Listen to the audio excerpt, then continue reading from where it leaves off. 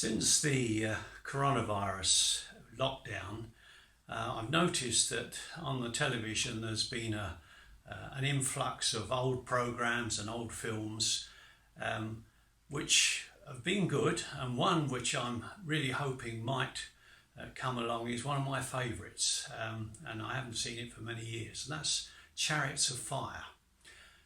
And Chariots of Fire, in case you haven't ever seen it, depicted the early stories of two Olympic runners, a guy called Eric Liddell and another guy called Harold Abrahams, who took part in the 1924 Olympic Games in Paris. So the film actually majors on how each man reacted to public perception. Liddell for his staunch Christian principles, and Abrahams striving to succeed, being scorned by the establishment for his professional attitude and his Jewish ethnicity. But two things in the film really stood out to me, two occurrences, and both of them are associated with Eric Liddell, who was a young man training to become a missionary.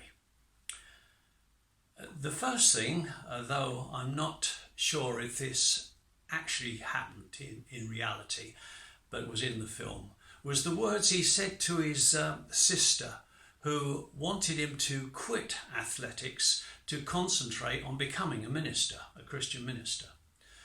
But Eric felt that to ignore that he had been born with a really brilliant gift to run, it would be dishonouring to God if he neglected it. In fact, he said to her in the film, "I believe God made me for a purpose, but he also made me fast.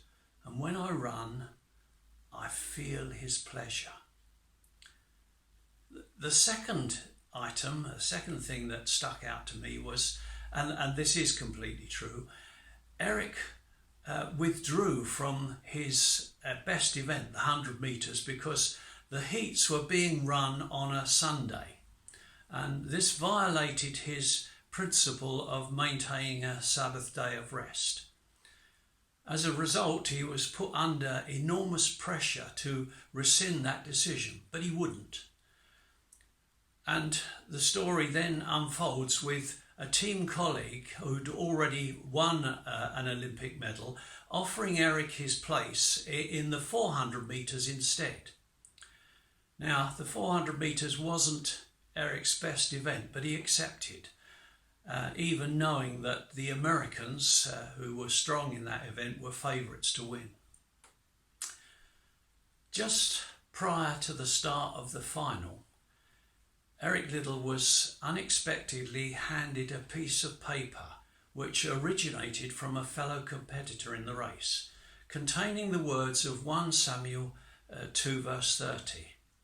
And it said, just a brief extract from that verse, "Those who honour me, I will honour." Now, Eric was drawn in the outside lane. And of course, being in the outside lane, he was unable to see the other runners in the race because of the stagger. And so he took off at the start gun like a 100-metre sprinter, and he maintained this pace for much further than would normally be expected. And although he was being chased down on the final straight, he held on and he won. You know, God gives us all differing abilities that he may require to use, or he may even ask us to lay down. The Bible tells us, whatever you do, do it all to the glory of God. And that's in 1 Corinthians 10:31. And in Matthew 5:16 it says this, "In the same way, let your light shine before others, that they may see your good deeds and glorify your Father in heaven." And so, like Eric, all we do as Christians should glorify God. Following the Olympics, Liddell became a much respected and loved missionary in China. But he eventually died in 1945 in a Japanese prisoner of war camp. He was aged 43, and he'd never seen the last of his 3 children, his pregnant wife and 2 daughters having been evacuated earlier to avoid the Japanese invasion. They went to Canada.